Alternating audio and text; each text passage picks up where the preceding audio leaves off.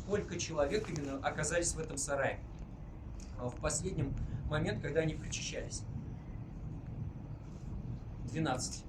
12, и вот он как по центру стоит, как Иисус. И вот в конце, когда его вешают, вот солнечный свет озаряет его, здесь как бы такой символизм присутствует, что это вот современный Иисус, который дал себя в жертву этому миру. И здесь уже недалеко от исторической реальности, то есть действительно он не побоялся нацистов, он не побоялся того, что его могут казнить. Он вернулся действительно в Германию, участвовал во всех возможных для него, по крайней мере.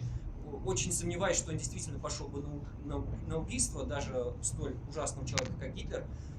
Но, тем не менее, он участвовал в сопротивлении и, как мы видим, пострадал. И вот в этой картине создается образ такого современного Иисуса.